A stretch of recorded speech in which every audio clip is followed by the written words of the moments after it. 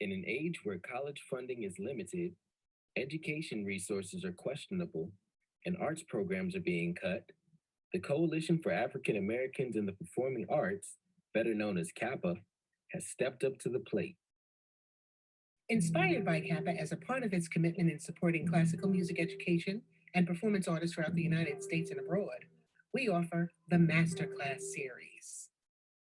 CAAPA marries serious music students with acclaimed music masters of color, targeting historically black colleges and universities or HBCUs, high school performing arts schools, and music conservatories, including schools like Howard University, Livingstone College, Morgan State University, Detroit School for the Arts, Morehouse College, Texas Southern University, Spelman College, University of Kentucky, and Winston-Salem State University.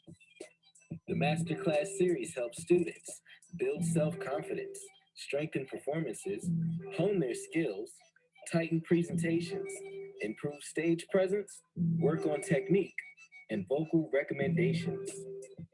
While emphasis is placed on classical music students to participate in the Masterclass series, audiences and faculty members are also encouraged to attend the free to the public sessions, an exciting and fresh way to help CAPA bring color to the classics. The Coalition for African Americans in the Performing Arts, funded by the National Endowment for the Arts, in partnership with Lane College, presents the Masterclass Series, the premier Black classical music masterclass series.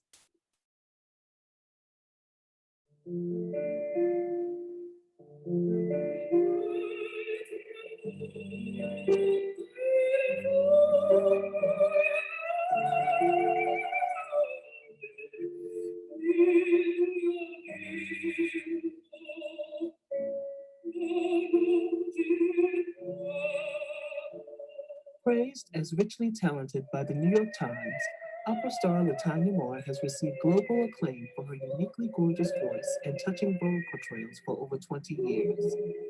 Moore studied at the University of North Texas and the Academy of Vocal Arts in Philadelphia. On the world's greatest stages, she has performed Cho-Cho-San, Mimi, Tosca, Liu, Elisabetta, and most notably the title character of Verdi's Aida, having sung it at the Royal Opera Covent Garden, Sydney Opera House Zurich, Teatro Cologne, Blue National Theatre Tokyo, at the Ravenna Festival with the Chicago Symphony Orchestra, and the Metropolitan Opera, among many others.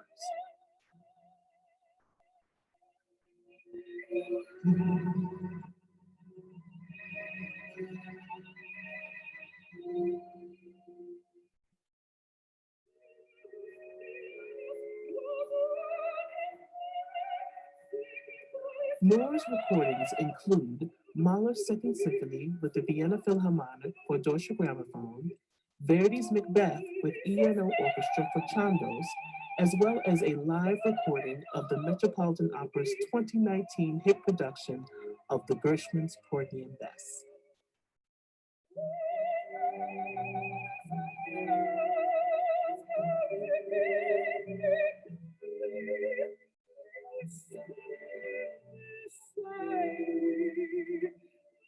It is my esteemed pleasure to welcome soprano Latanya Moore.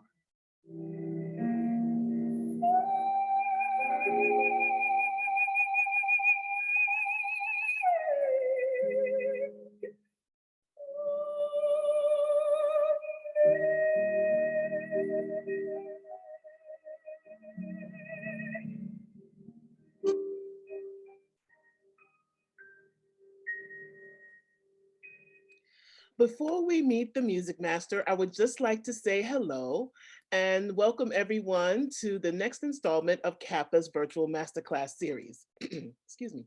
My name is Angela Renée Simpson, and I am your host and program director of the series. I would like to thank Lane College and its music department for agreeing to partner with us today in bringing color to the classics. To the Lane College music students who are observing via Zoom, we will have a short question and answer session after Ms. Moore finishes working with Ms. Usher. Please feel free to use the chat button for any questions you may have.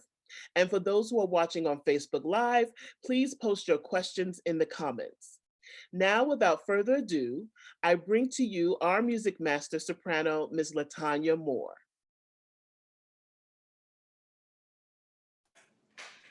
Hello. Welcome, Ms. Moore. Hello. I sure do feel welcome. What a beautiful introduction. Oh my God. You are so welcome. So well deserved. very much. Well Thank deserved. you. You're welcome. Okay, and now we'll bring on Lane College Junior, Baritone, Mr. Dominique Butcher. Good morning. Okay. My name is Dominique Butcher, a junior vocal music major from Dallas, Texas. Today I'll be singing for you Vieni, alla finestra from the opera Don Giovanni, composer Wolfgang Amadeus Mozart.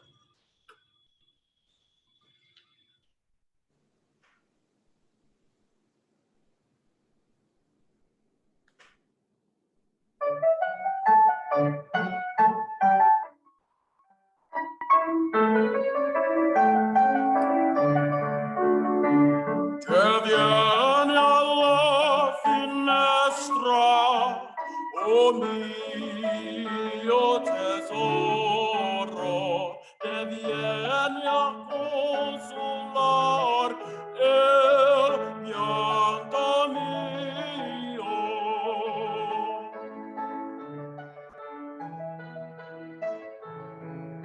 Se neghi a me di dar qualche ristoro, davanti agli occhi tuoi morivo io.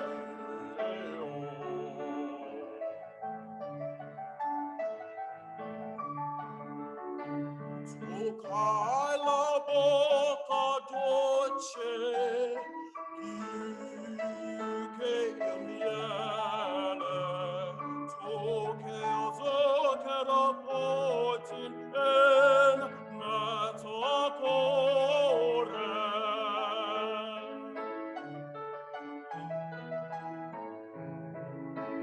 Onestia gioia mia, come crudele, lasciati a me veder mio bel amore.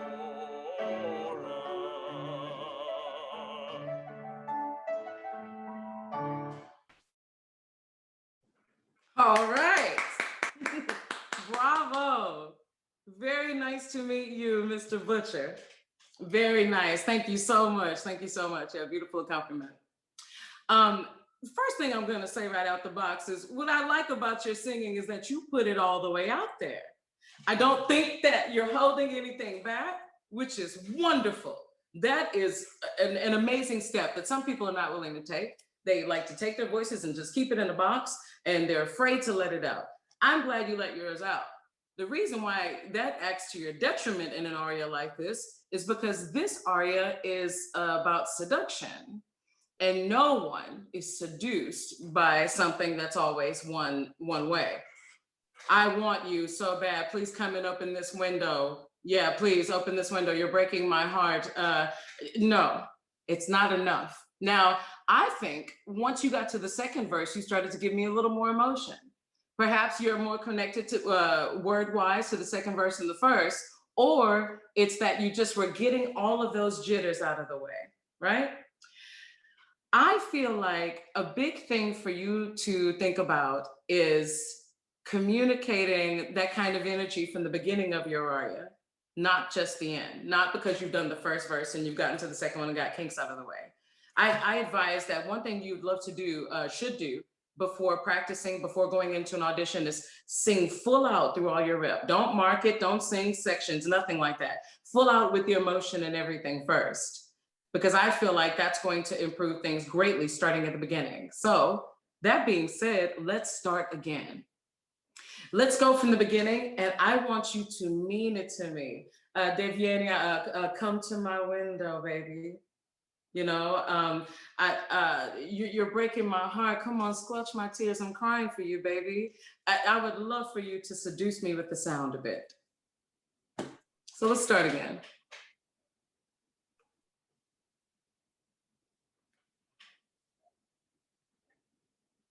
Mm-hmm.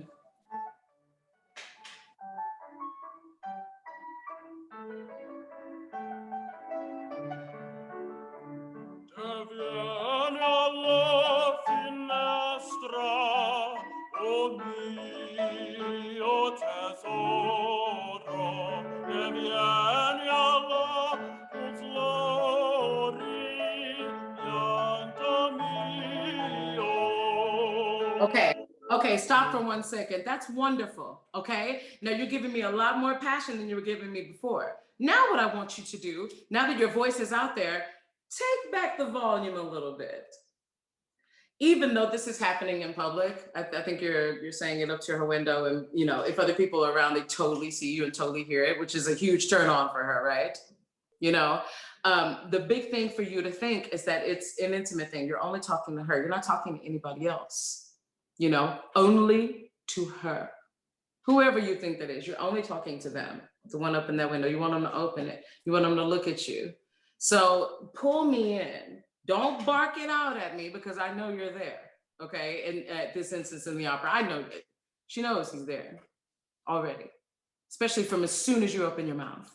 So now I want to feel like you're pulling me to open the window, because right now my window's closed. This is my little notepad for you.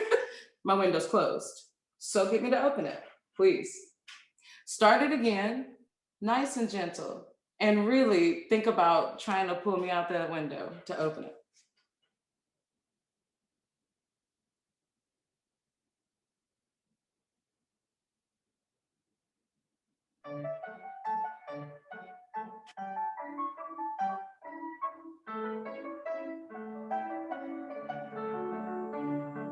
Vieni alla finestra, oh mio tesoro, te vieni a consolar il pianto mio.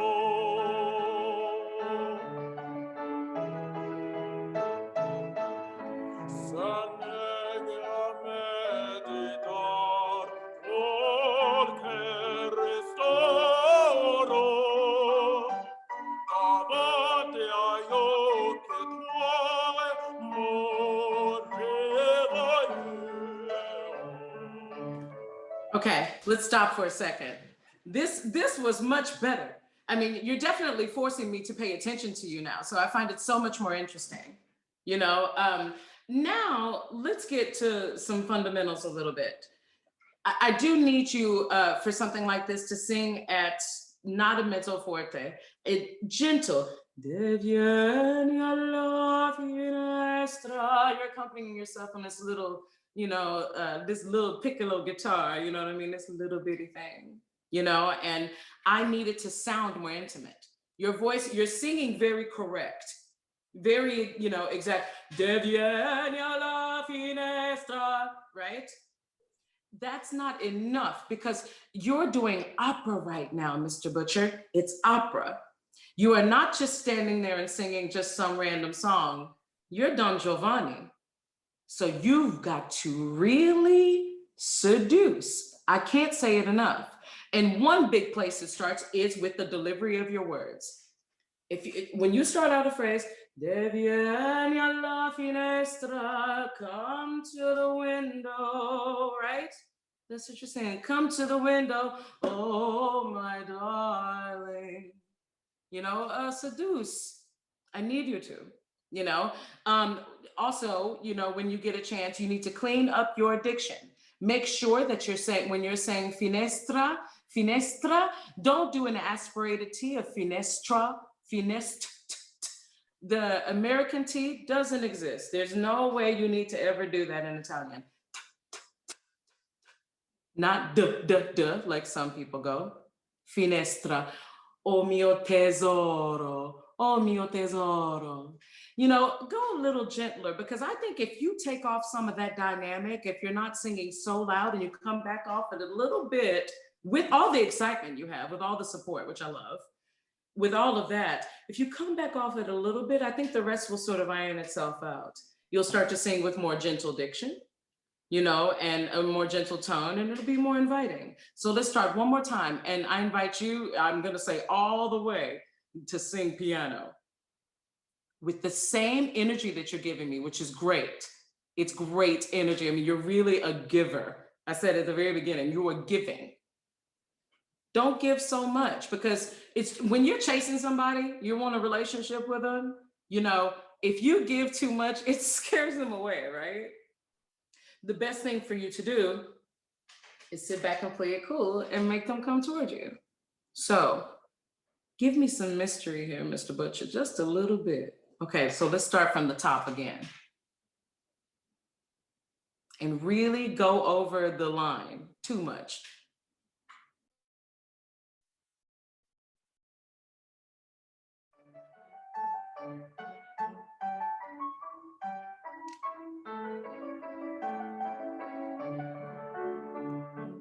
Vieni alla finestra, oh mio tesoro, e vieni a consolar il pianto mio.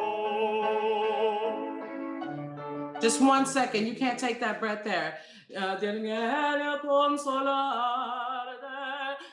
don't take a breath there, because you just took a breath right before that word. Now, I don't know if you're doing it for some dramatic emphasis, but if you are, don't. I advise not doing it. So just from that verse again, please, if you could start there.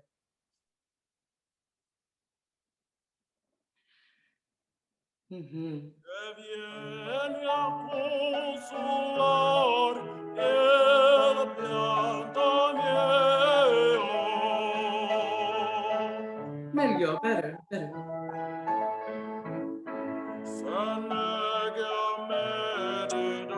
Okay, no, stop.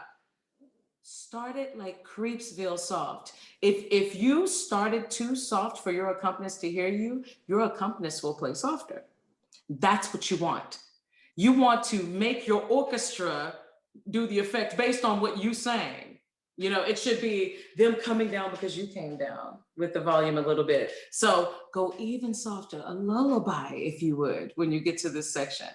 And I want you to approach, of course, because you're about to get to, you know, the top parts of the notes, you know what I mean? Into passaggio, going into D flat, E flat again, all the way up there. I get that, you know what I mean? But just make sure that it stays clean and focused and gentle with approach, but with truckloads of support, right? Okay, so let's go from the same place again. And very good. You see that you were able to hold that phrase out in one breath. Why were you taking 2 breaths there? I'm just curious. I just thought that it was deep. I thought that kind of helped into the next phrase or to more support so that. Oh, sure. Yeah, sure. You know, I mean, I get that, you know, but for sake in this, just for vocal line, you know, I think you should go with the vocal line no matter what, because it's the song that's seducing her. I mean, it's a strophic song, you know what I mean? So it's all about it just being this simple thing, you know what I mean? So don't delve too deep into, you know, direct, you know, the word shouldn't be so literal, you know. You shouldn't think about setting up phrases in any way that's different than a simple art song or a lullaby in this case. It'll be a different situation if you're singing a different aria, believe me. You know what I mean? If you were in a different context, but this is not that. You know, this is art song-like. So your delivery has to be gentle, and it has to be long lines all the time, as long as you can. You know, if you could do any of these phrases in one complete breath, I'd be extremely impressed. I'd open that window quick, fast, and in a hurry, believe me.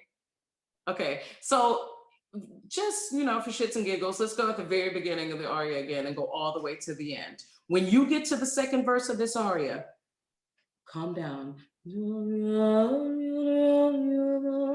Like to nothingness with all the support you got, okay? Staying on that voice, but less volume. Okay, so let's start from the beginning of the aria again, because I think you're about to give it.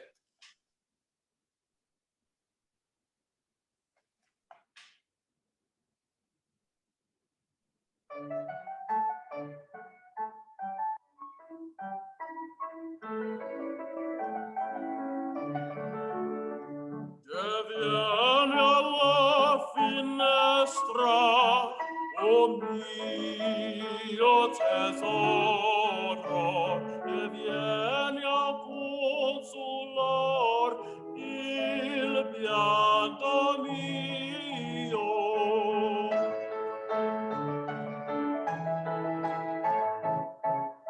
Se neghi a me di dar qualche ristoro, Bravo! davanti agli occhi tuoi morirò io.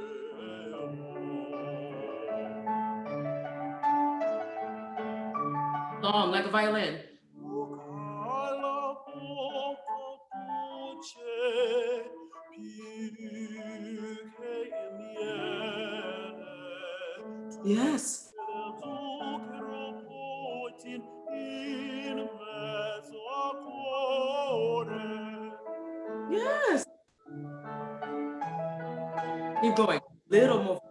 Onesia gioia mia, o me crudele, lasciati almen veder mio bel amore.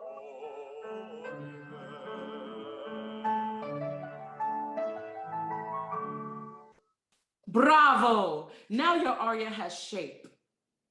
I mean, that was the biggest thing I could get out of you today, you know, because look, there are things, you know, that need work technically, obviously, with you singing a nice, clean vocal line, not letting anything get in the way, and more than anything, spinning your sound. Now, I know that some people are against always adding vibrato to every note, but with a voice like yours, for as big as, you know, the core of it is, you know, you have to make sure you shake the string of that violin, you know. Vieni alla finestra, oh mio. It has to, everything has to have life because of your voice, the color, the timbre of your voice specifically. It's a thick one. Make sure that everything moves on that string and you sing the aria with that intent, and that aria will take you somewhere. Believe me, it will, you know? Keep vibrating the voice as much as you can. I know we don't have time to work completely on that sort of thing right now, but keep the vibration in your voice. You must. But the intent there, let me tell you something. You had me going. I just love that you went with the different dynamics, that you were willing to go there no matter what. You know what I mean? The more you do it, the easier it's going to get. And you can apply this to so many arias. You know, something like that. You know, I mean, I don't know what other kind of arias you sing. What's the rest of your rep? What do you like to sing? I just love opera singing and classical music. I really enjoy singing in this type of thickness and timbre. I really enjoy delivering the piece. But this is what I have devoted myself to.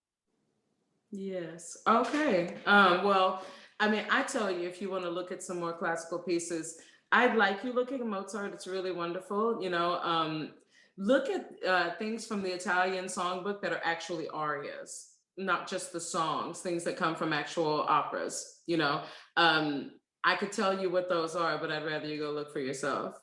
Go through some of those things because you can let out this passion and play with the colors a little bit like you did today through dynamics. You know, pick up some of these songs and just start singing through them, and then it'll come to you, you know, the direction your voice is actually going to go, you know. But I mean, I say beautiful work today. I mean, and you were so receptive, you know what I mean? Like you're really getting to the seductive part with the aria. So don't ever forget something like that. I mean, when you really get that combination of keeping your voice exciting and vibrating at all times and supported, but playing with dynamic variation, you know, that's going to be fantastic. You know, and also get an Italian coach, clean up your Italian, make it good, make the Italian as good as your thick sound, you know? But anyway, fantastic work. Thank you so much. Thank you, Mr. Butcher. Now we will have Lane College senior mezzo-soprano Micaela Usher. My name is Micaela Usher, and I am a senior voice major from Milwaukee, Wisconsin. Today, I will sing for you Vieni, alla, vampa from Il Trovatore by Giuseppe Verdi. Stride la vampa, la vola indomita, corre a quel voto, lieta in sembianza.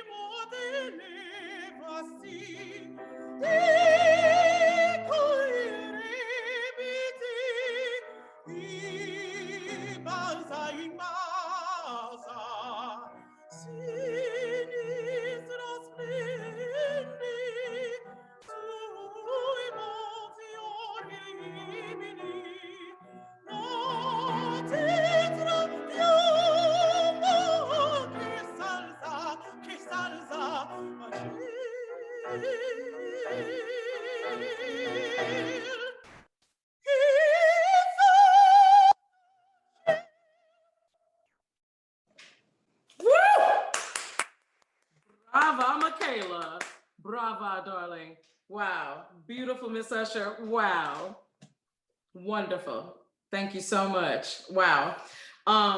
Well, I tell you what, you know, I could sit here and try to tell you, oh, you're too young for this or that. But let me tell you, this aria is so fun for a voice like yours, right?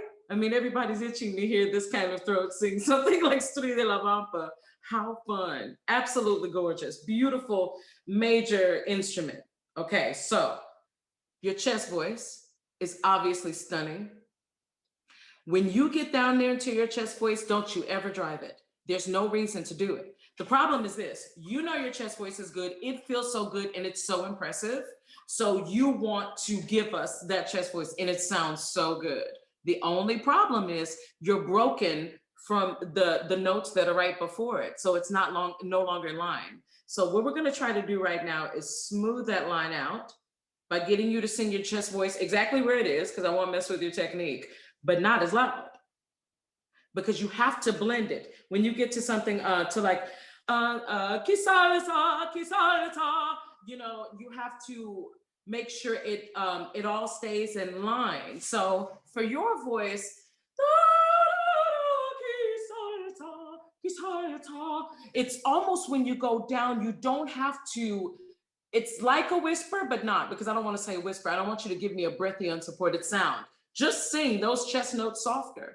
So if we could go from that part, I don't remember the words exactly. Just right there on the first time through.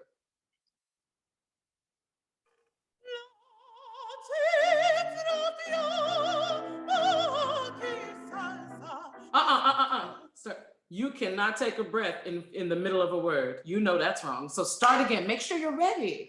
Take all the time you need. And, you know, just make sure your breath is there. Make sure you're set. Now, I feel like sometimes people tell you to do that, you know, and you think, oh, let me reset my mind and let me reset where I am, blah, blah, blah, blah. No, make sure you're physically ready to sing the phrase, okay? Your mind will be there as soon as you start to say the words, you know? So when you take that time, take it because you've tanked up, you know what I mean? Like you've got the room, you've got the space because you need a lot of breath. You know what I mean? So take your time. Be ready to start this phrase again. Let's go there again.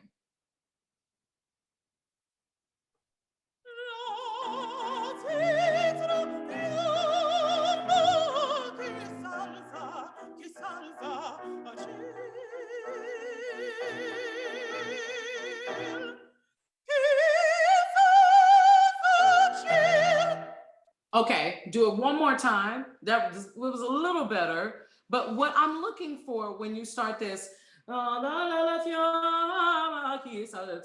need you to do it in one breath. Now, you probably think you can't, and you probably think you need those breaths, but you absolutely don't. Trust your body. I mean, you got those lungs. They're there. You're young. Your body has got it. Trust it a little bit. If you run out of air, you run out of air. Then we'll find a better place to take a breath. But for now, I want you to go.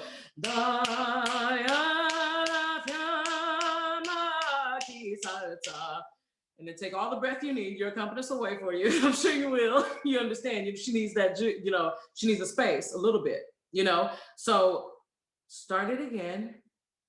Try to do it all in one breath, just that. And then take all the time you need before you go to kisalitsa, right after that into the chest voice. Remember, not too loud when you get to the chest. So let's start one more time at that point.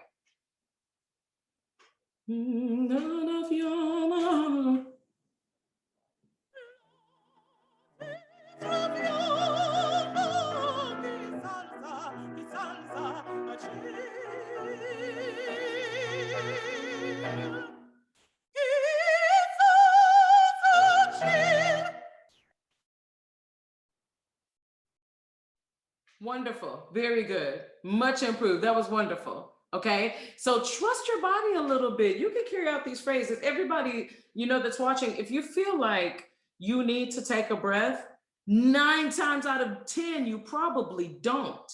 You know, the real issue is making sure that when you do get that breath, you've given yourself the amount of time you need. Now, sometimes, you know, you definitely have to rely on your maestro, make sure that you worked it out with him and that he knows or she knows that you need that breath, you know, because they'll give an amazing stretch. The audience won't know, you know, it's all about, you know, making it seem like you have a seamless line. You know, the more you take a breath in the middle of something that has straight time, the more you've lost your audience. And the better you're able to carry on and not take as many breaths, the longer you've kept them in this string of this fantasy world, you know what I mean? And that's exactly what something like this aims to do, this kind of aria. So let's take it to the very beginning of the aria again. Now, with an aria like this, because your voice is totally capable of it, I noticed that everywhere there's a trill, you don't have the trill yet. So this is what I advise you do. No matter what, you got a trill or not, you have to shake your voice in some way. This is a creepy story. I mean, I believe she's telling the story. I mean, I could be wrong, but I'm pretty sure this is what happened. She's telling the story of how her mom died. She got burned at the stake and everybody was standing around laughing about it. You know, and she almost laughs when she says kisalitsa, kisalitsa, when she says shell, heaven, there's a trill written over it, right? There's a trill. Kisalitsa, kisalitsa, shake your voice, shake it.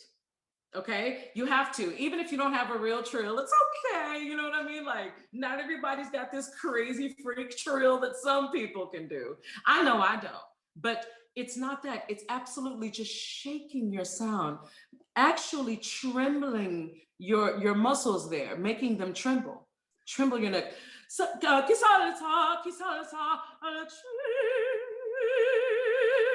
you know, it's supposed to be creepy. I need to hear all of those clean, you know, I need to hear those clean notes, you know what I mean? I need to feel your voice shake. I need to hear the tremble. I need to hear the horror of this story because it's horrible. So give me that creepy sound. Your voice is, you're making more than enough sound. Trust me, trust me, trust me. You absolutely are. So you need to, just like I was saying before to Mr. Butcher, you need to draw people in because he was trying to seduce someone to open a window.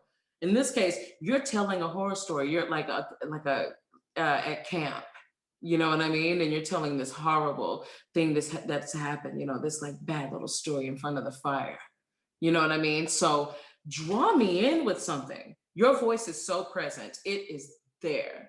We know it. Everybody that's watching knows it. So now, please pull me into this creepy horror story, this ghost story, you know, about someone that's burned at the stake, Halloween style, yeah? Give me more of that. And what will do it for you is trilling, shaking that voice.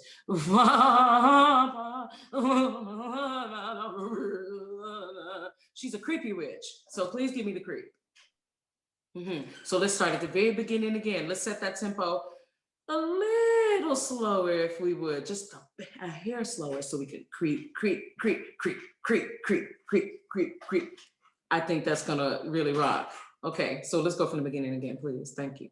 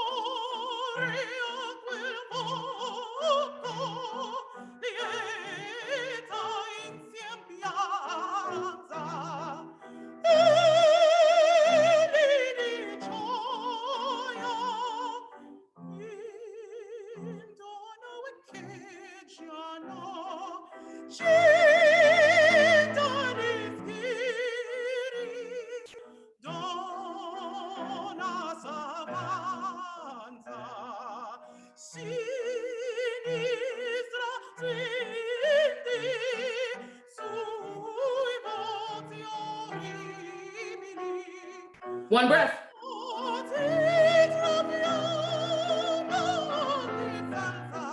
Good.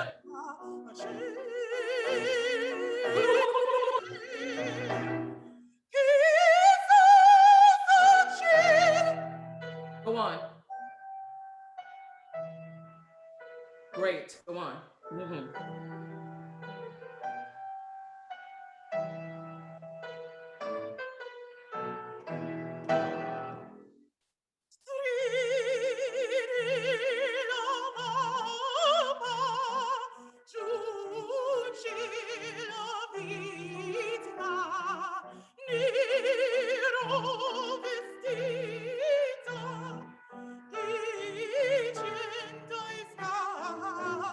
Take breath.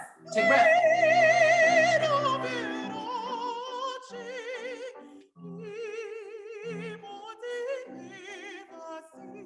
Take your breath.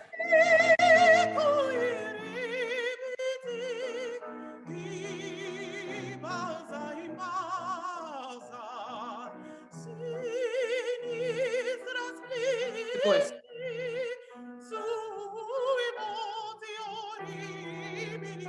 Your voice, voice.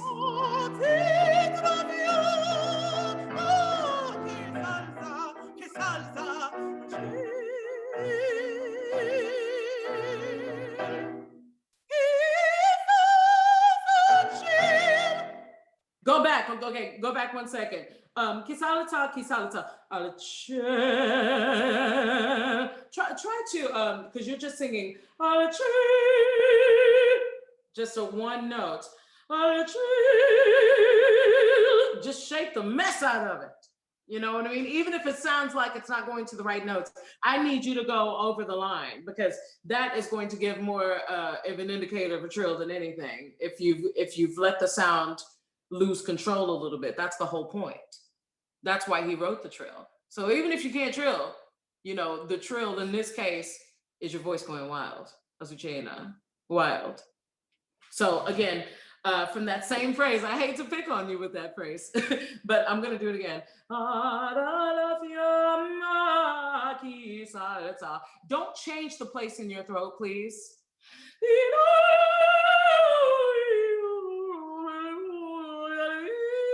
Wherever your voice is gonna go, wherever it's gonna break or wherever it's gonna do, have a clean sound. Don't let anything about your sound break because you're trying to switch into a mix of chest voice. You know, I can't do it as well. This is not aria for me, I'm a soprano.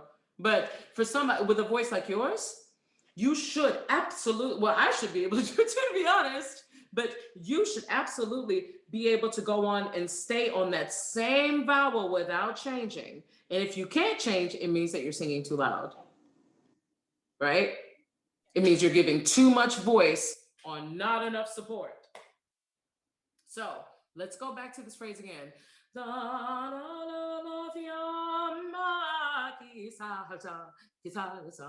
Take your breath, rock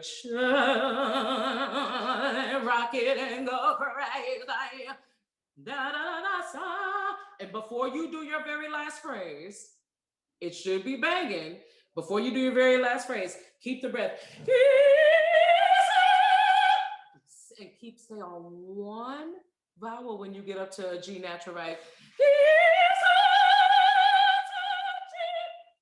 You're a mezzo, solid chain. It should be that bright. It should be that nasty. You know, keep the vowel bright. Keep the vowel, one vowel. Don't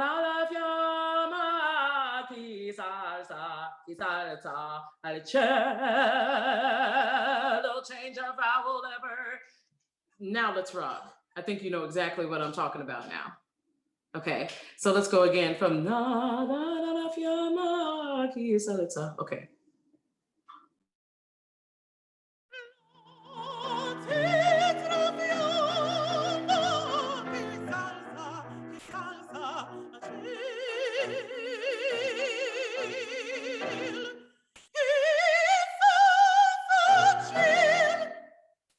One more time at you have so much breath in you. I know you do. I know you have the air to do it.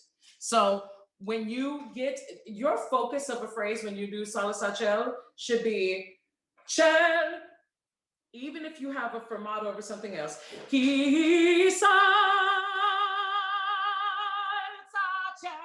Not because you're going to run out. You don't have anywhere, you're not going anywhere.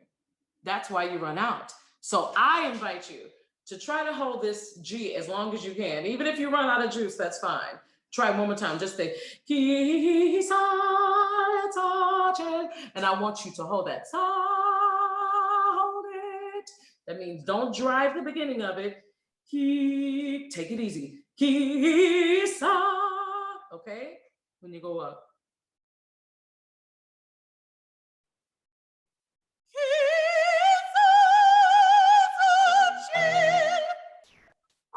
Way longer. Go one more time. One more time. And really hold it until I let you go. Let's go.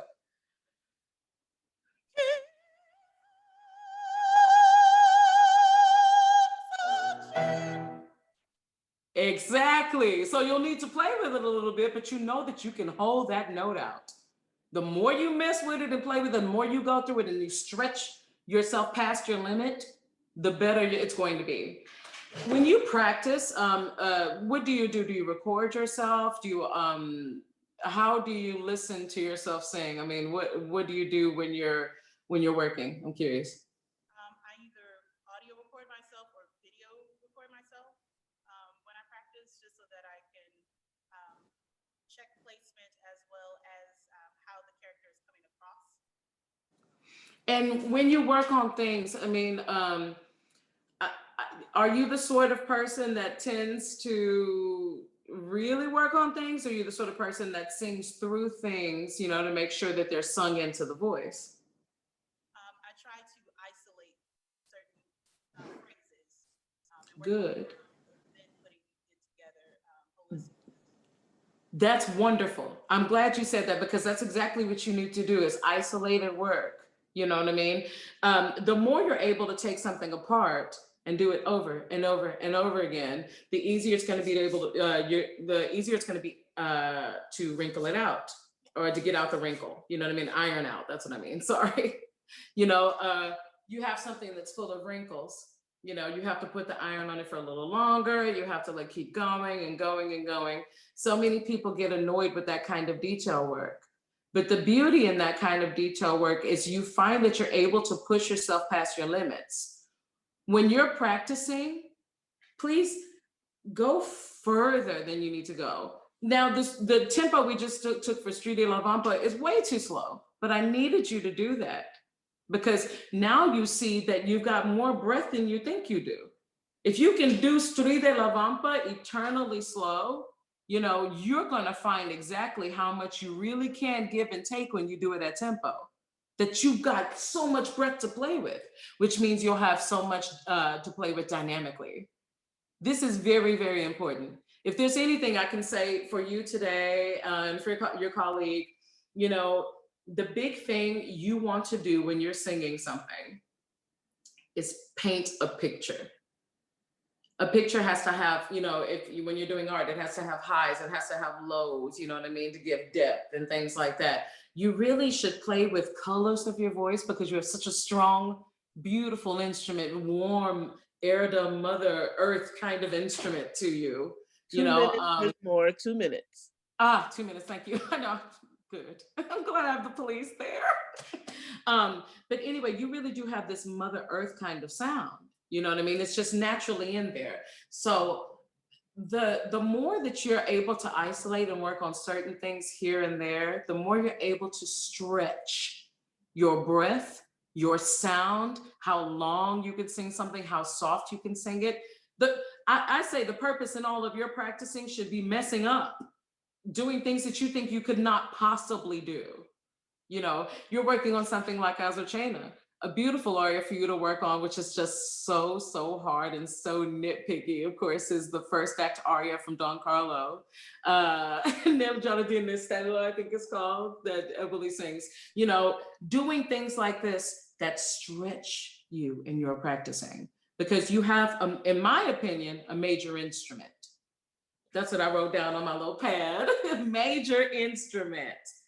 Don't drive it in your chest voice. You do what you can to really link that sound, you know what I mean? Because that chest voice is rocking. That's the kind of chest voice I love to hear. I am a fan of your chest voice.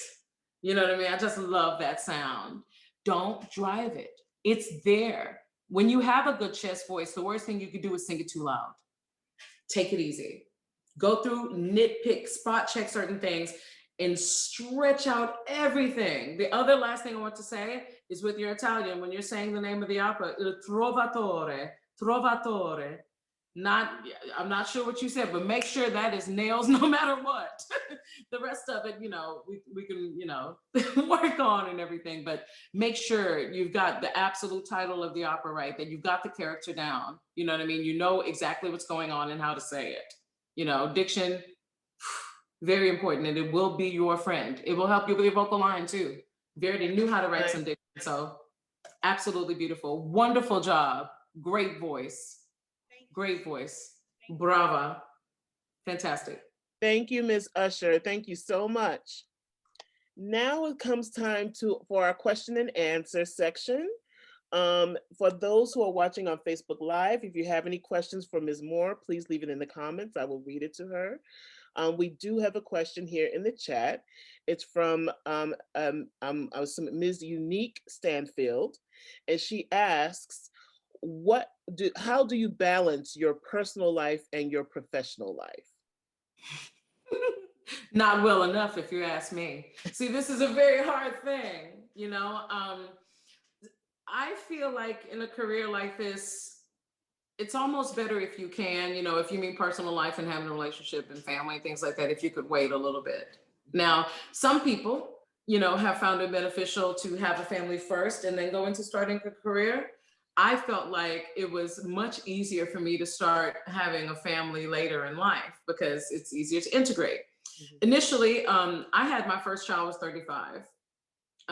So I was very, very glad that I'd waited until then, because by then I'd already had debuts in a lot of the major houses. I'd already seen the whole world and done everything. That's the other thing, aside from career, no matter what you end up doing in your life, the beauty to waiting to have a husband or wife and family is that you have lived, you've done everything that you've wanted to do, and everything from there, it's just icing. It's all bonus. It's all just, the cherry on top, I guess, if you will. Now, as far as balance is concerned, one thing that gets hard is actual practicing while I'm at home with my family, because I have 2 little toddlers at this point, and even when they were little babies, it got hard to sing in the apartment, you have to just kind of make yourself plan things out a lot more. You know what I mean? Everything has to be well timed. Right. With actual gigs, and like if you're a woman and you have to deal with giving birth, with actual gigs, it's better for you to plan your births, because a lot of companies, they plan things, 1.5 to 3 years in advance for their seasons, so you can plan when you can have children. And believe me, a lot of people actually do, I think that if you come up with an actual plan, it's easier than if you go, surprise, I'm going to throw this on my career and that's it, because surprise is what happened to me the first time, for sure, with my child. I was like, oh my gosh, surprise. I ended up having to cancel, a run of Aida at the Met, a new production of La Volley. I mean, I was in, it was hard, but I kind of just made it work. Yeah. You also have to remember, I'm not sure what your situation is, but for me, I was an opera singer before I was a mother, before I was a wife. You know what I mean? So because that came first, everything else, and this is not to say that my family is less important in any way, had to be integrated into what I already had. Right. So once you come up with an actual plan, and you figure out exactly how to integrate, you make it work. Scotto made it work. Caballé made it work. You know what I mean? Renée Fleming, so many people, Diana Damrau, many people that have a few children, singers that have a few children. For the men, of course, it's a little bit different, isn't it? Absolutely. They got it easy. They got it easy. But even for the men, I'd suggest having children later, because then you're more financially stable and you've grown up a bit. As we know, and this is nothing against, the males of our species, but it takes them longer to mature mentally, emotionally, and so it's always smarter to have the children later, just because your mind is more settled, I should say, so yes. When I would talk to my, this is another example to that question, when I would talk to some of my students in other master classes, I would say, what does Leontine Price, Jesse Norman, Kathleen Battle, what do these women have in common? They're not married and they don't have any children. That's right. The career took precedent. Yes. That's not to say they didn't want it, but in the circumstances, be it as it may, this is how it turned out. Yes. So that's another thing to think about. Absolutely. And I would say there are definitely more female opera singers who don't have children than who actually do. Right. I mean, maybe as of late, that's changed a little more. Yes. But the examples that I named from yesteryear, they are few and far between. They really are few and far between. Right. You know what I mean? So I think, of course, life is about choices, and regardless of whether or not there's actual children, it's the same with a relationship. Yeah, I mean, absolutely. I can think of an incredible soprano. Oh gosh, you know what I mean? She was so good, but she got in a relationship where she was just caught, almost enslaved. And that was the end of her career, because she started choosing him over the career. And I just couldn't believe it, because she was just amazing. I mean, really popular, and amazing. And, the relationship took her down. And I think that the reason why is because she wasn't familiar with how to be in a relationship at that time. You know what I mean? She didn't know what to do. And it was a new thing for her to have a relationship. She had been in the career for so long. When she finally got, thrown into a relationship, she was at the maturity level of a 19-year-old. Right. Didn't know what to do. Right. You know what I mean? Mhm. So, you know what? It's funny because it almost makes me backpedal just a little bit and say that, when you're in college, especially, you do have to have relationships with people. Yeah. Life is trial and error, and life is, everything that happens in your life is practice for, for what's to come. True. So when you're in true adulthood, when you've really been on here a few decades, so you really do have to experience things. And that goes, and taking it into the business, a lot of the time in the business, a lot of people say, you need to wait to sing this. You need to wait to sing here. You need to wait until you're ready. Right. Guess what, everybody? Now we're in a pandemic. Everything has stopped. Don't wait. I say, yes, if something is not appropriate for your voice, it's not the appropriate thing for you to be doing, don't touch it. Right. But if you've got the notes, you've got the technique, everything's laid down, sing with your natural voice. Don't try to push it into sounding like something older than you are, and you will be all right. It's all about finding the perfect fit. I mean, Licha Albanese made her Met debut at 19. Poncel, I think, was 21. And why did they? Because they found the right fit. Sometimes it doesn't always fit age-wise. You know what I mean? Of course, I want to be a Valkyrie. Any Valkyrie, any one of them that slides off the things in that production, I want to be all of those girls. That would be fantastic. But my throat is just not there yet, and I don't know if it ever will be. So I would not take that sort of chance. I love Verdi. But if somebody said to me, oh, wow, we really want to do, a production of Chenier, and it's not in the big house, I'm gonna be like, yes, I'm going to jump on Chenier. I want to sing it so badly. We are in a pandemic. Right. This is one now. I mean, I've really started to change my thinking as far as wait until you're ready. Yeah. I mean, in my opinion, I'm still not ready. Okay. I mean, I'm always learning. Even Pop, up until the end, I mean, was still taking voice lessons. Right. Papa Doctor was absolutely still taking voice lessons. Right. I mean, I remember somebody saying to me recently, they were just like, why do you need to coach? And why do you need to take voice lessons? I mean, this is crazy. I mean, you're already in the career. I'm like, and guess what'll happen? Right. You get into the career and you stop taking lessons and you stop coaching. Somebody else has taken your place and you are gone. The end, new face. Right. Right. You must keep getting better. And not even you must, you should want to. Right. You know what I mean? I know I veered off a little bit, but I more than answered a few questions, hopefully. The information for the children, they need it. They need it. Okay, so the next question also is from Miss Stanfield. What struggles have you faced being a Black woman in the operatic field, and how did you overcome them? They asking the questions today. Yeah. Okay. I don't know how popular my opinion about this has ever been, but this is, you're asking me, and this is how I run my life. Well, I mean, a lot of times I'd go into auditions or go into doing gigs and things like that, and I would just do them.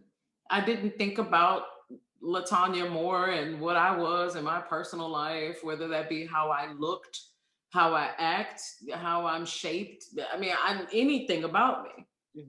I just went in, I would do the work. This resonates with people and resonates with opera companies. So, why am I chosen over some people? That's the reason. I go in and I absolutely I do the work. There's something about the law of attraction, when you go in and you say to yourself, I'm going to have to face all these obstacles and I'm going to have this against me, blah, blah, blah, blah, blah, then that's exactly what's going to happen to you. But if you go in and say, I'm about to rock this so hard, I cannot wait. Ooh, I can't wait to hear him. And I just love this line. He sings, this is how I think when I go into a rehearsal or a new gig or an audition or anything. I'm like, I'm going to go in and I want to be, Cho-Cho-san. I'm going to go in, I'm going to be this Demona now. I'm going to rock it and take them to another place. Almost, and a crazy way of thinking, maybe. You know what I mean? But I believe that the less chips you have on your shoulder when you walk in to do anything, no matter what your profession, the easier the path will be to your goal. So, I mean, how have I dealt with the racism? You know, a lot of the time I'll say, admittedly, I've denied that there was racism to myself. I'm just like, oh, that's not happening. That didn't happen. That doesn't matter. And I would compartmentalize and put it in a box and say, okay, you know, that's just them. I'm not going to worry about them. And I'm just going to go forward. But I tell you, especially as of late, you know, it's there. It is there. And I'm not going to pretend like it will ever not be. Right. That's going to be there. So the way you combat it, the way you conquer it is by standing on top of it. Stand above it. Sure, it's there. You know it's there. It's been acknowledged, yeah? You know? And so once you start walking on top of it and above it, and you're there to do your job, you know, you're there to create some art, you're there to bring a character to life, all that stuff for you is out the window. Right. And what does that do with the energy you put in the room? It's nothing but positive, forward, moving. You've interested people then. They're interested in you suddenly.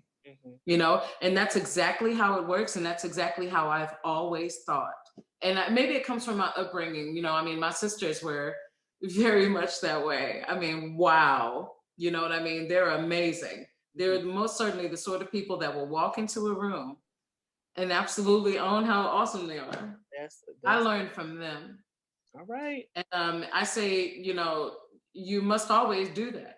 You know what I mean? Don't ever for yourself ever think about any sort of label or what somebody else is really thinking about you. That has nothing to do with anything. Walk in and you do the work, you do the beauty, you do the art, you go do it. That's what it's about. If you're going to do this, do it.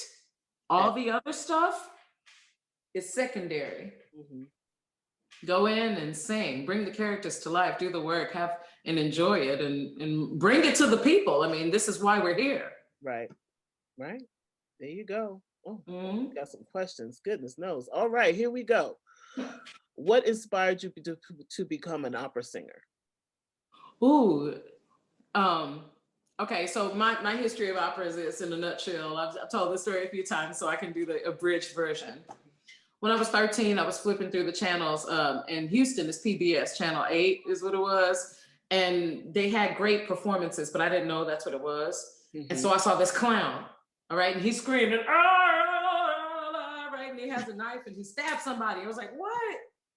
And then somebody comes out the audience, he stabs him. I was like, this is weird.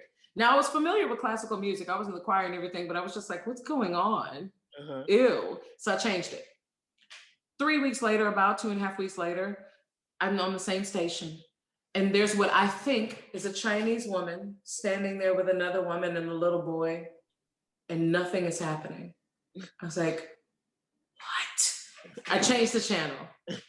Go years later, I'm at the University of North Texas as a jazz vocal major who's required to take classical voice lessons for the first time. So I go in with the guy, he starts doing the voice lessons, you know, starts warming me up, doing scales and things like that. And he said, I think you're an opera singer. I said, listen, my exposure to opera was a clown, you know, clown killing opera and the Madame Butterfly, which I found out that's what it was. I was like, I said, the Madame Butterfly.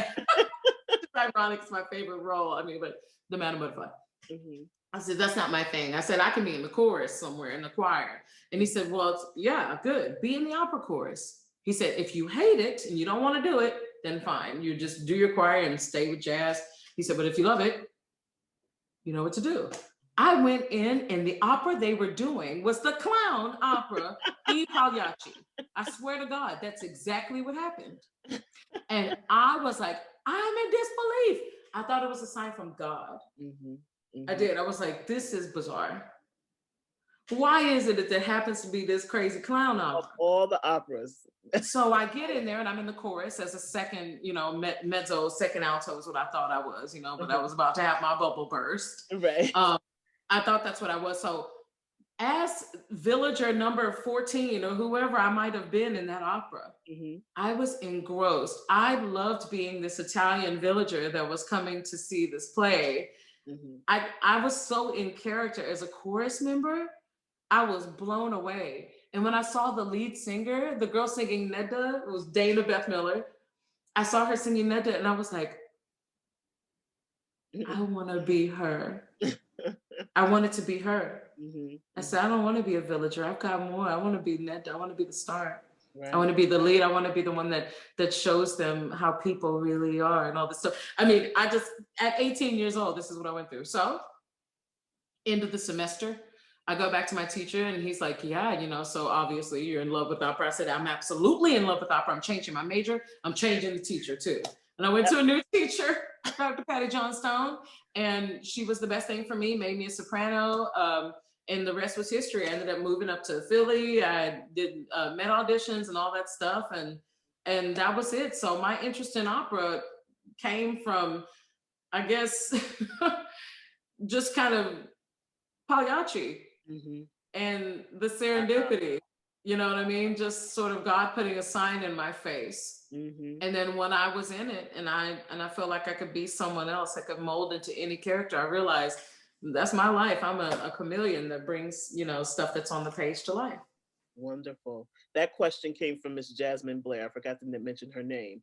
Okay, thank you, Jasmine. Awesome question. We have a Facebook question from Chanel Tribble. What is your typical practice regimen and how often do you practice? I practice 3 times a week.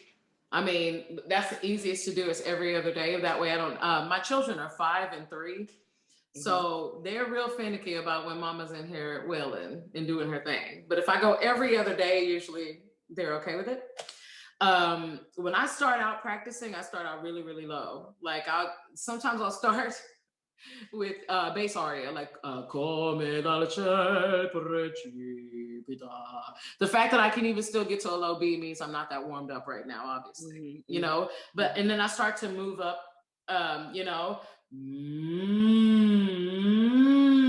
sometimes I like to talk before I start to warm up into anything higher that has head voice. But I start from the very base of my throat because that's the most natural part of your resonator. Just how you talk, is what it is. When you wake up in the morning, no matter what kind of voice part you are, your voice is lower than it's going to be at 2 p.m. because, your day's been active and all this stuff. So always start from the very bottom. It doesn't matter. You can be a coloratura, you can be Lisette or Pesa, honey, but you start at the bottom. We all do. Right. You start at the bottom, you start stretching the voice up, never loud. And you don't have to do that for super long if you're used to, practicing on a regular basis. Usually, if I do a bunch of vocal falls and stuff, my voice is warm in 10 minutes, but really performance ready, it happens after I've sung through a little bit of it. Come dal cielo precipita. Sometimes I sing Recondita Armonia from Tosca, tenor aria. I'll sing the Liber Scriptus from the Verdi Requiem, mezzo, and I'll keep carrying from there. A lot of times, depending on what I'm singing, let's say I'm singing Tosca, I like to go ahead and warm up my voice slowly with scales from the bottom, but then I start to warm up with the mad scene from Lucia. Because I know that I need to stretch those super rockin' C's, you know what I mean? Like C is not easy for me. So I usually start with something like the mad scene or Act 1 Sonambula. Come per me sereno,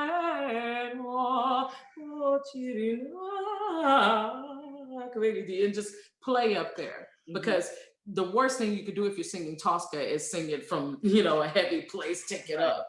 It usually has to be from the top down, which is why, I don't know, Ms. Simpson, if you agree with this, you let me know. But I think that's why some lighter voices tend to sing Tosca now. It's because, the truth is you start to realize that Tosca's not this thick, heavy thing at all, but emotionally a scream. It's overly emotional bursts all the time, you know what I mean? Which always if you're going to scream, you scream from there down, not the other direction. Not just up, right. So warming your throat up, no matter what you're doing, going from the base of your voice is what I advise. If it means sometimes singing things that are lower, if you feel more comfortable singing songs, if you're not an opera singer and you're a jazz singer, sing some things that are lower. You're my thrill, or can't take that away from me, or some standards that are lower, and then start stretching yourself up from there, bottom to the top.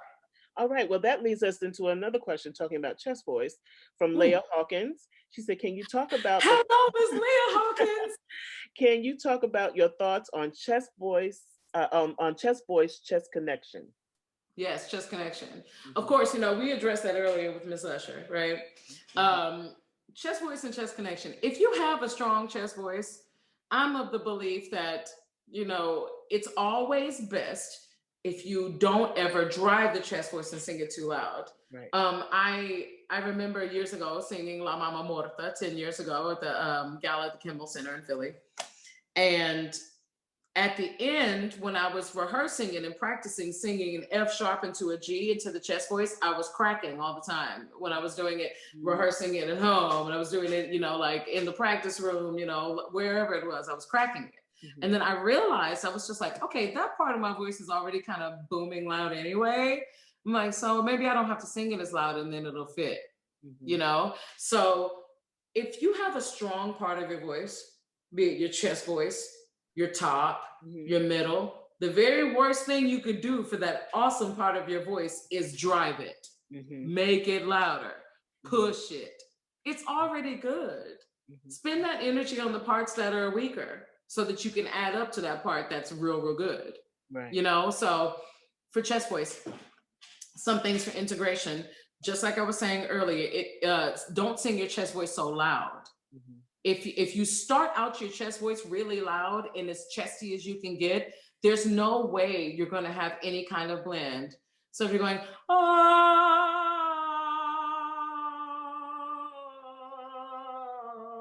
I'm singing the very bottom of my voice, very delicate, barely pressing on the pedal at all, to get anything out on the bottom of the voice. Let go of your pedal a little bit, which is ironic that I'm using a driving reference at all, because I never learned to drive. I don't have a driver's license. But it is that. Right. I understand from GTA, Grand Theft Auto, video games. So honey, I be driving on that. But okay. You know what I mean?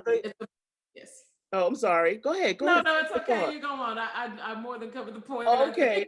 We have another question from Monea Brown. She asked, despite singing at opera houses, what other traveling experiences did you enjoy outside of your career? Oh my God, what a nice question. Thank you so much. I mean, I don't get asked that often enough, let me tell you. Yeah. Well, for years I was in this strange on and off relationship with someone where we went a lot of the times all over the world to just see different things and do new, exciting things. So one big thing that I did in my life is we went to Peru. I actually hiked up Machu Picchu and Huayna Picchu, went to Aguas Calientes, to the hot springs and all this stuff, and just camped and hiked around. I mean, something that I didn't normally do, Usually when I go on a gig to all these amazing places, I am a hermit because we're trying to protect our voices. Yeah. And if I'm not a hermit, then I'm out at least hanging out with the cast. It's not something I'm doing outside. Right. So going to Peru was one amazing thing. And then another time we went to Bahamas, and there you can rent these little motorbikes that you can ride on the bottom of the ocean floor. Oh, wow. It is, oh my gosh, it is fantastic. And let me tell you, one of my greatest fears is suffocating, or drowning, anything like that where I cannot breathe. Right. Okay, my worst fear. Okay. And so going down here with this little helmet on this little motorbike, for somebody that doesn't have a driver's license, that's afraid of suffocating, was the most liberating thing that ever happened in my entire life. Wow. I mean, I was riding around, there were all these sea creatures down there and stuff. I was like, this is the most rad, You know, also Wow. I went to Barcelona unsolicited because I've never sung in Barcelona. I got offered one role there, which was completely ridiculous. If anyone from Barcelona is listening, hopefully you know what role I'm talking about. That's crazy. Please, let's go for stuff that's a bit more appropriate. Right. But I did not go to Barcelona through the Opera House, but just on a vacation on my own. It was amazing seeing all the Gaudi exhibits and the Gaudi Museum. And I mean, there were so many incredible things about Barcelona. Just, I mean, absolutely wonderful. So those are trips I took on my own. And one that I took when I was really young, especially because I'm speaking to a lot of college students right now, is when I was going to the Academy of Vocal Arts, AVA in Philly. And even before, one thing I loved to do was to go to Chicago. I would take the Amtrak train from Philly. I think it was 12 and a half hours. It's some ridiculous amount of time, but I used to do it just for kicks, you know, just to do it, you know what I mean? And this is a very important thing, is discovering things on your own, because once I started doing things like that on my own, I realized how much more I wanted to do and how much more I could do, and that I could get there in my career. I was like, I've got to get to Asia. I want to be anywhere in Asia. I just want to be there so badly. And it happened, you know, but only because my eyes were open to it. I think about so many people who were sheltered and they never live anywhere else, and they never leave where they live now. Never been out. I say that is a shame. You should take advantage of this planet while you're still living on it and walking on it. Right. Let's face the facts. Even when you die, you're going to be on it forever. Yeah. But that only your essence. Right. While you're in this form and while you're alive, the worst thing you could possibly do is just sit still. Get out and go somewhere. You know, people have been preaching it for decades, centuries. Right. You know, and go out and take advantage. And, you know, and I'm glad to be asked that question, because I would like to, once opera opens back up again, which I sincerely believe it will, I will challenge myself absolutely to get out and really see these cities, you know, to a much better extent than I ever have in the past, you know. So anyway, brilliant question though, thank you. Okay, we got these questions here. Whew. Okay, Rock Hendrick Lobbins, I hope I said your name correct. How did you, if you have ever, get out of your self-doubt if not being good, of not being good, or what kept you motivated? Crippling self-doubt. Okay, we all struggle with it. Even if you're at the very top of your game, even Maria Callas struggled with it. Everyone struggles with it. Absolutely. And the truth is, the better you are, or actually, the higher you've gotten in the game, the more gigs you've gotten, the more famous you have become, the more self-doubt you have. Absolutely. Absolutely. So yes, you look now at Anna Netrebko and Jonas Kaufman. They absolutely have self-doubt. Y'all know I love y'all. I actually do love y'all. Y'all know it. But y'all know y'all have self-doubt just like all the rest of us. Yes. You know, they do. You know what I mean? And so how do you deal with it? You have to remember why you're doing it. If you go in and you have self-doubt about the fact that you don't have the high C, that your chest voice is not integrated, that you're not going to be able to sing that note pianissimo, you know, if you're thinking about those things, that's what's giving you the self-doubt. Right. But if you go in and you're like, basically, I've practiced, I've done everything I can, now I'm ready to rock. If you go out and you actually enjoy yourself, then the self-doubt is way less. It's out the window. Yeah. You know what I mean? Because there's nothing you can do. Once you've stepped on the stage, there's nothing you can do to change it all. All you can do is deliver what you've been working on. Deliver, you know, show them the detail you've put into your songs, your arias, or whatever it is you're performing, your dance, you know. Just show them what you've done. Just perform, give, you know. If you're concerned about your reviewers, you know, if you're concerned even about the people who hired you, you probably won't be hired again. I'll tell you that. For those people that, I've seen so many great singers go up and exhibit, you know, crazy timidity, you know what I mean? Like to their detriment, you know, and I never saw them again. Yeah. I would think even in Hamburg, where I worked for about 7 seasons straight at the Hamburgische Staatsoper. And I found that sometimes people would come in there, you know what I mean? And they felt the pressure, you know, and they wanted to be hired back so bad. And you could see it in their performance. And I never saw them again. Seriously. Right. You know what I mean? But if you go in there, you decide, okay, you've been working on whatever the opera is, no matter what the role. Let's say it's Così fan tutte, and you're singing Despina. That was one of my big debuts back in 2003. Let's say you're doing something like that.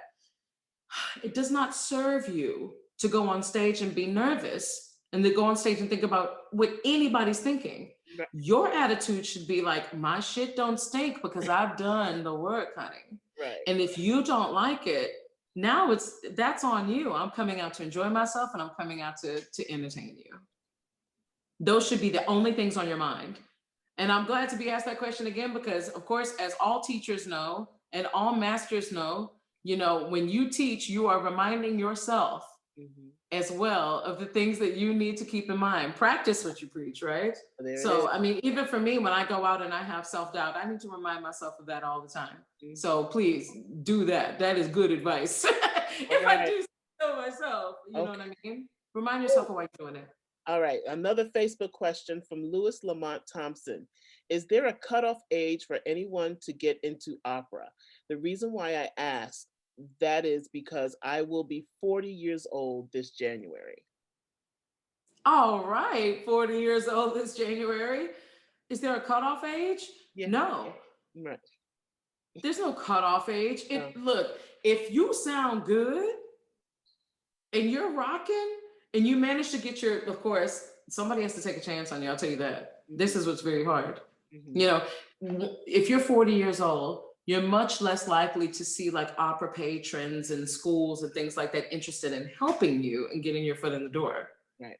So the hard thing about it, and what I advise for people who are older, and I've had to say this before because I really thought about how you could do it.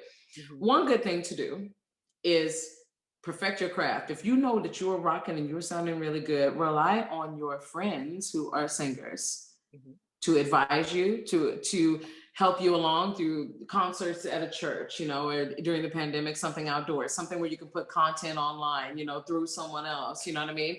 Use people.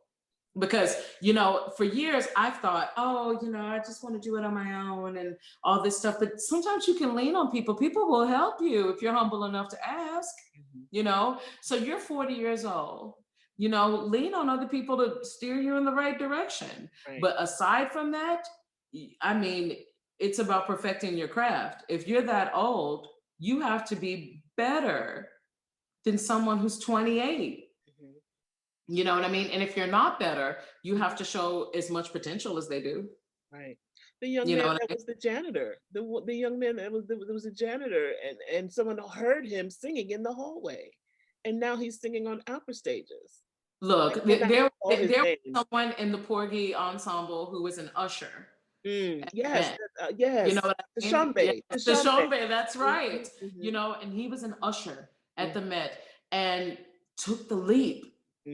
Did the work and took that chance and just, of course he was an usher at the Met. Right. So, I mean, but it wasn't as easy as him just walking over there and being like, hi, I'm an usher. You want to hear me? Right. No, he had to rely on people. I don't really remember exactly, you know, who he talked to, but you have to, you know, lean on your friends, lean on your colleagues, lean on the people you know you can, you know, but more than that, I can't, you know, say this enough.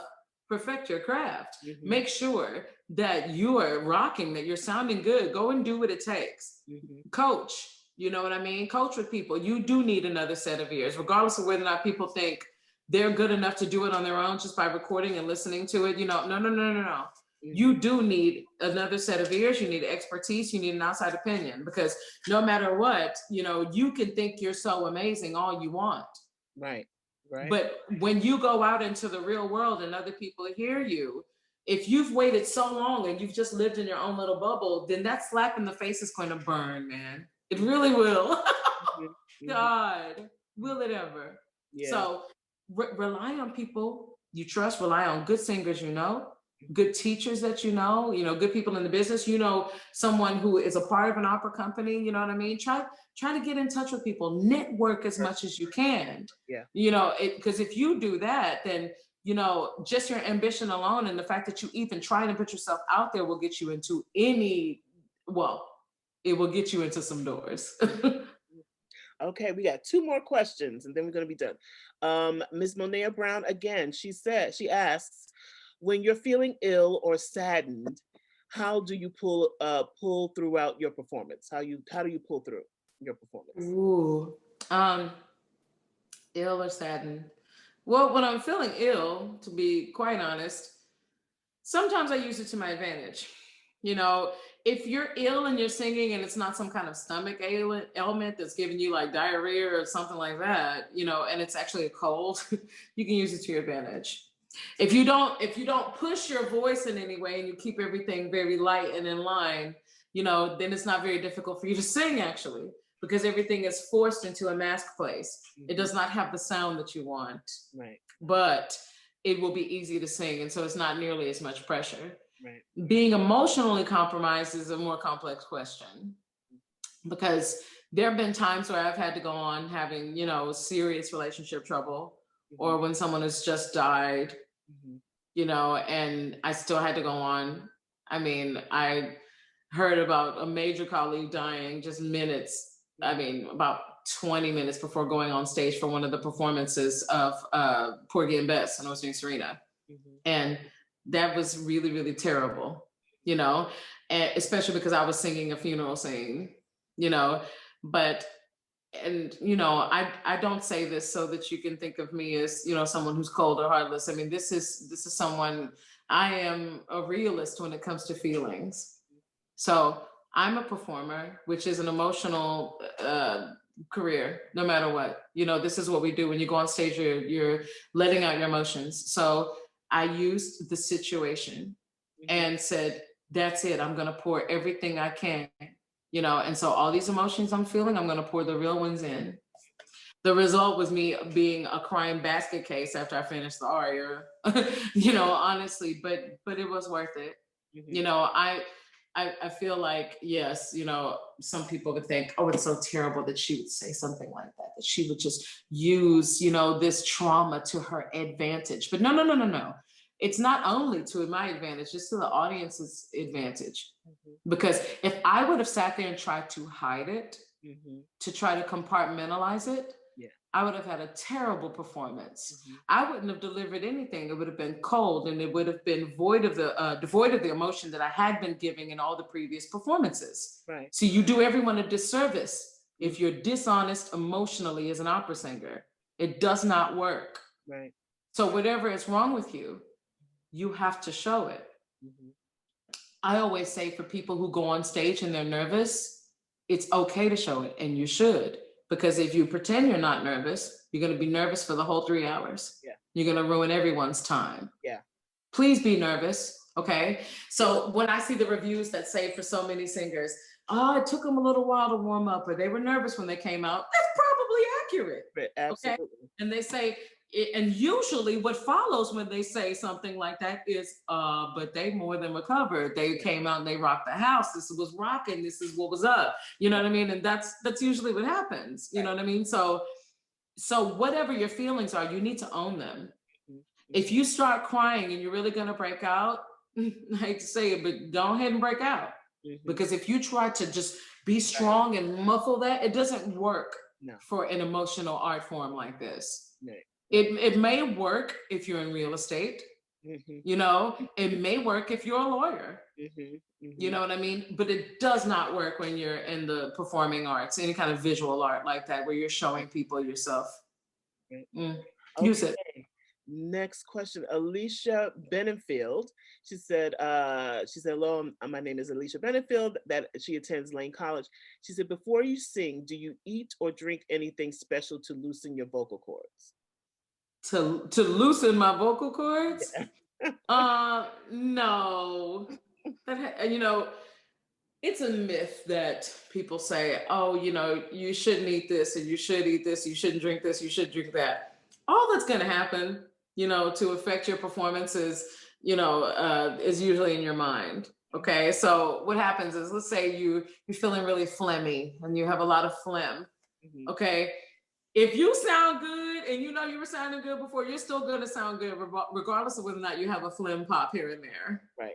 Okay. But there is nothing that you're going to be able to eat that's going to fix intonation and vocal intent and dramatic interpretation and clean vocal line. I mean, there's just nothing that's good. There's nothing that's going to fix that. Now, what do I eat? If I have a matinee, I'm likely to not eat anything before the matinee. I just eat a lot the day before. And I take everything that's still in there and all that fuel, which I have not burned because I've been sleeping, and use that as energy. Why? Because I don't want a stomach full of stuff. Yeah, me too. You know, for some people, they like to have a stomach full because they bank on the energy and they feel like they have something to push on. For me, it's the opposite. I don't want anything in there. I want to be able to use my whole mechanism, you know, without any arguments. So if I have a show at night, if the show is at 7:30, I stop eating by 1:30. You know, if I'm hungry and I'm really hungry, you know, have some fruit juice, you know, have some apple juice, because apple juice will give you the calories, especially natural apple juice, not from concentrate. It'll give you the calories, and it'll also give you pectin, which is very good, a very good hydrator, a natural hydrator. And it starts keeping your mouth moist. Natural apple juice is a very, very good thing to drink. Otherwise, you know, stuff that, you know, I like to eat before I'm singing this stuff. I love rice, anything with rice, some kind of protein, you know, and a veggie of some kind. You know, I need something in there, but not too much because you'll be on stage farting. I hate to say it like that, but you will be. So for all those people who are vegetarians or vegans, y'all know that there are some things you steer clear of. We all know it, you know, but really proteins and grains and, you know, veggies that are high in carbs. Right. You know what I mean? That kind of thing is what I like to have if I, the night before or earlier in the day, you know, I'm feeling hungry. But usually not a stomach full of anything. You don't want that. You know, it's not going to serve you. Plus you don't want to burp and fart. Right. And one more question from me. What do you have any advice for the students who are in school right now, and this COVID-19 is taking place, and we're not 100% sure if these opera houses are going to open in the next 6 or 7 months? Do you have any advice for them? What should they be doing?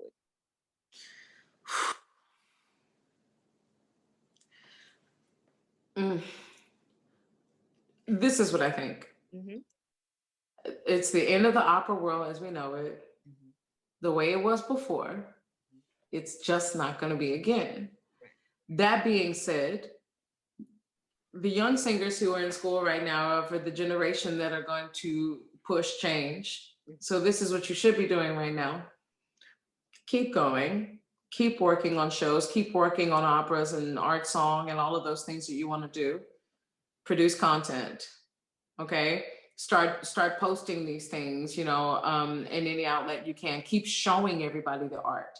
Keep showing everybody young art, so that everybody that's in the business right now wondering what's going on sees that there are enough people in the young generation, more than enough to carry the torch in a different direction. We're going to be leaning toward media now. Lots of outdoor performances that are going to happen more than before. There may be less of performing, you know, but I think as far as, you know, the internet goes, you know, a lot of things are going to be more internet based. It doesn't mean that there's going to be less opportunity, because anyone can put content anywhere. Right. But keep leaning on the people you know. Don't lose connections with the people you know in the business. Keep those connections thriving. Keep doing things. Keep yourself out there. But for me, number one, work on your addiction. Work on your craft, work on your intonation and beautiful vocal line for a couple of reasons. One, because when things pick up to whatever capacity, you are ready. And number two, because this is our emotional outlet. This is what we do. We're opera singers, we're performers. This is what we do. We need it. And if you don't need it, then I do suggest that you do find something else to do, because it's going to take a while before we pick back up. But for young singers, especially, y'all ain't got nothing but time. Right, there it is. You do. You have the time. So, it's completely up to you, how much you persevere, how ambitious you are and how much you stick to it. Keep doing it. The worst thing you could do is stop right now. For everybody's sake, for my sake too. I need you to keep going, believe me. I do master classes and I teach and I do things like that because I know how important it is that we continue to pass it on. It's why I'm here. It's why Angela Renée Simpson is here. That's why we're here. It's because this was passed on to us. Yes, it was. Yes. We have to keep carrying the torch. And let me tell you, everybody of this younger generation, you'll have to do it too. Because that's what keeps you alive. People like us, we're what keeps Pavarotti and Maria Callas and Renato Scotto and Renato Tebaldi alive. Yes. You know what I mean? We're the ones that continue this. This is 400 plus years of incredible art. It's not going to die with us, people, regardless of a pandemic. Right. This planet has faced pandemics before, and the arts will come out triumphant once again. We will be fine. It will take time. Please be patient and do the work in the meantime. Keep creating. Wonderful. Thank you. Thank you for that. Can we bring up Professor Rainbow for a few words? Hello. Thank you, Mrs. Moore. This has been wonderful for our students here today. They have been so excited. In fact, last Friday, we had a Latanya Moore Day. And just to get prepared for this day, we listened to your recital that I think that was in California or somewhere. In Florida, actually, here in Miami. Yeah, that was wonderful. We listened to that and we listened to some of your interviews and we had conversations about it, listening to your voice. It was just wonderful. It was so exciting. And one of my former students knows you and he told me to tell you hello. His name is David Lee Brewer. Yes, David Lee Brewer. Yes, I taught David voice when he was a student. My first experience with David Lee Brewer actually is when I was at the University of North Texas. I think we were doing a big concert and he was a guest soloist. Oh, so that's how I know of him. Okay. Yes. Yeah, he told me to tell you hello. And we'll contact him. Yes, actually he's going to be doing a masterclass for us in January. But we definitely have to have you back and also you as well, Miss Angela Simpson. We have to have you guys on our campus as soon as this pandemic is lifted. Absolutely. I would love it. They just ignited us. Our students, or many of them, were asking questions. And I'm just so excited about what happened today and the comments, the advice, and the care that you took with our students in the masterclass was just awesome.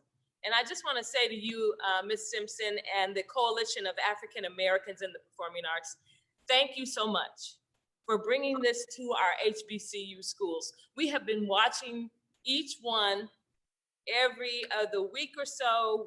Our students here at Lane, and we have learned so much. Oh, wonderful. Even all of us, my colleagues, even all of us as teachers, just hearing the comments and the input is just so needed here. And we thank you so much for doing it. So we look forward to when you guys can come on our campus here at Lane College and host this right here. Thank you. Thank you so much. And there's some people here that I need to thank.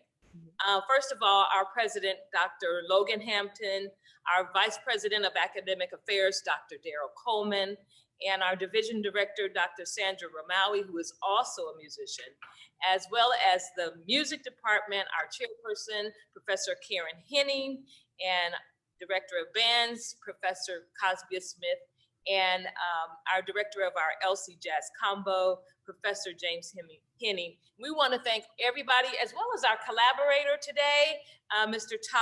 Lewis Thompson, and our technician, Mr. Chico Haley. So thank you so much, and thanks to all the students here at Lane College who tuned in today as well. Thank you, Ms. Simpson. Yes, thank you. Thank you, Ms. Moore. Yes, my pleasure. Thank you, Ms. Rainbow. Thank you. That was wonderful. Thank you so much. We're so appreciative. We're very happy to have been able to come to Lane College and give you this. Thank you. All right. Ms. Moore, do you have some parting words you'd like to say? Oh Lord, I've said so much. I know you said so much. Parting words. I mean, I guess I'll just reiterate. Please keep singing, keep creating. I've been so excited during this pandemic to see just how resourceful artists are. I mean, I've been so entertained by like awesome shows and amazing singing and people just going, you know, doing so much, you know, so please keep creating. I've always got my eyes out for new things. And so I'm so excited to see it. So please keep singing, keep creating. Wonderful. Wonderful, wonderful. Okay, so this concludes our latest CAAPA virtual masterclass with Lane College. I hope everyone had a great time and took away some valuable, valuable information from Ms. Moore. CAAPA would like to thank the Lane College Music Department, Professor Alexis Rainbow, Mr. Butcher, Ms. Usher, and last but not least, Ms. Latanya Moore. Please join us next Wednesday, November 11th at 12 p.m. Eastern Standard Time and 11 a.m. Central Standard Time, where we will be joined by baritone Richard Hobson, who will be facilitating a masterclass with students from Alabama State University. You do not want to miss this one. If you are interested in having the CAAPA Masterclass series partner with your institution, please stay and watch our exit video, which will have our contact information. Thank you for joining us and have a wonderful afternoon.